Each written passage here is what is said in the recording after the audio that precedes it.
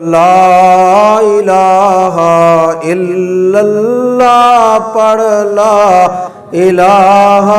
الا اللہ۔ وہ نوجوان جانے لگا، اٹھ کر جانے لگا تو فاروق اعظم رضی اللہ عنہ نے دیکھا کہ اس نوجوان کا جو ازار ہے یعنی تہبند وہ ٹخنوں سے نیچے لٹکا ہوا ہے، ٹخنوں سے کچھ نیچے جا رہا تھا۔ فاروق اعظم نے کسی آدمی سے کہا کہ یہ نوجوان جو بھی گئے ہیں ذرا ان کو واپس بلا لو میرے پاس۔ ان کو بلایا، بلا کر نوجوان سے کہا کہ نوجوان تمہارا ازار جو ہے وہ ٹخنے سے نیچے جا رہا ہے، تو ایسا کرو کہ اس کو اوپر کر لو، فَإِنَّهُ أَتْقَى لِرَبِّكَ وَأَنْقَى لِثَوْبِكَ، کہ یہ اوپر کرو گے تو تمہارے کپڑے کی اس میں صفائی بھی زیادہ ہے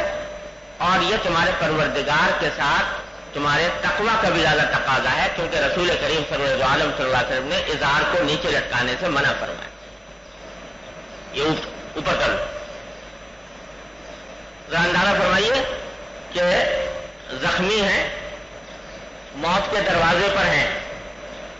اور اس وقت میں ایک نوجوان آ کر تسلی کی باتیں بھی کرتا ہے، تو اس کے باوجود حضرت فاروق اعظم نے اس وقت بھی اس کے اوپر تنبیہ فرمائی، اس کو نرمی کے ساتھ سمجھایا کہ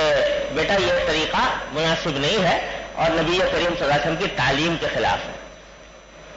آج بعض لوگ کہتے ہیں کہ ٹخنوں سے اوپر کر لیا اور نیچے کر لیا تو اس سے کیا فرق پڑا، اور تعویلیں ہزار کہ اگر تکبر سے کرے تو حرام ہے اور تکبر نہ ہو تو حرام نہیں، اور یہ کہ یہ کوئی اتنی بڑی اہم بات نہیں کہ صاحب اس کے اوپر باقاعدہ لوگوں کے اوپر نکیر کی جائے یا لوگوں کو اس کی دعوت دی جائے۔ فاروق اعظم یعنی موت کے دروازے پر بھی اس نوجوان کو یہ نصیحت کرنا نہیں بھولے، اور یہ نہیں کہا کہ بھائی تم یہ جو کر رہے ہو تکبر سے کر رہے ہو یا کیسے کر رہے ہو، بلکہ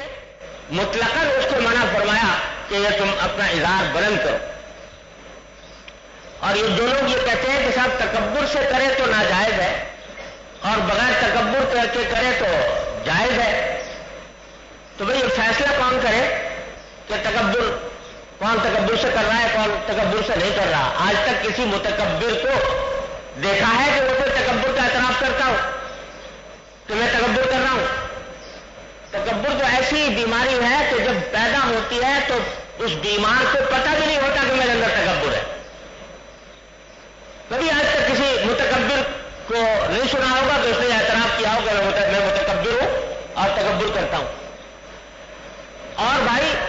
ساری کائنات میں اگر کسی ذات کے بارے میں یہ اطمینان مکمل ہو سکتا ہے کہ اس میں تکبر نہیں تو وہ صرف جناب رسول اللہ صلی اللہ علیہ وسلم کی ذات والے کی بات۔ آپ سے زیادہ کون ہے جو تکبر سے خالی ہوگا؟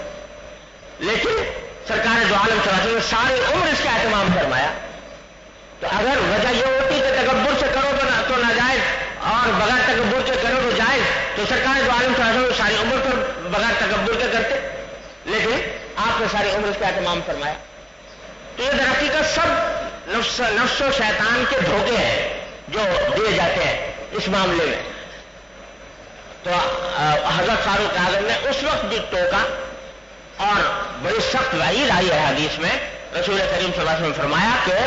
جتنا ٹخنے سے نیچے جتنا جائے گا لباس تو